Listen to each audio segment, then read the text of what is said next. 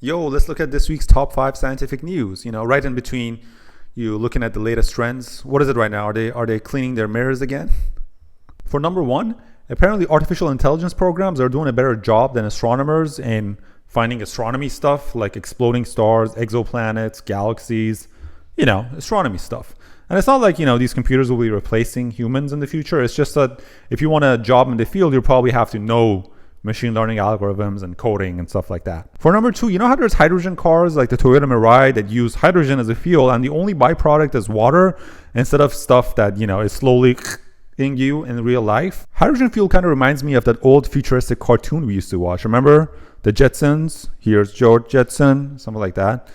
There's probably some really confused Gen Zs watching me right now. I'm sorry. Anyways, with these hydrogen stations right now, it's kind of inefficient and expensive to transfer the fuel from the trucks that's carrying the hydrogen to the pumps. And, because they have to use rhodium in the process, and rhodium is really expensive. I think it goes for like $500 a gram. But more recently, scientists have figured out a way to do this whole process with less cost and more efficiently. So very cool. For the third piece of news, you know how there's an electromagnetic spectrum and we have our phones using microwave, which is around here. And you know what else uses a microwave? A microwave uses microwaves. And you also have infrared, which, TV remotes use that. Night vision goggles use that. You have X-rays, or X-rays use it. Well, between the microwave and infrared, you have the terahertz range, which up to this point has been kind of useless commercially. But more recently, they figured out how to detect it. And it's really good because in that range, you can detect molecules at a distance. For example, it'll be useful at airport security. It'll be useful in the healthcare industry for detecting cancerous tissues. And more recently, they figured out how to detect signals from the terahertz range. So also very nice. For the fourth piece of news, apparently they figured out how to teleport quantum information across simple quantum networks. Don't ask me to explain that to you because I really have no idea.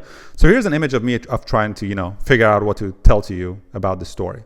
Here's the image. That's all I can tell you about this headline. But also very nice.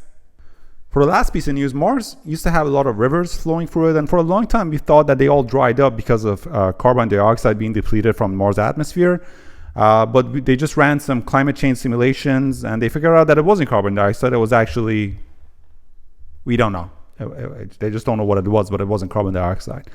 So they're researching more exactly why it's all dried up. Check out my channel. I post interesting, non-useless content, I guess.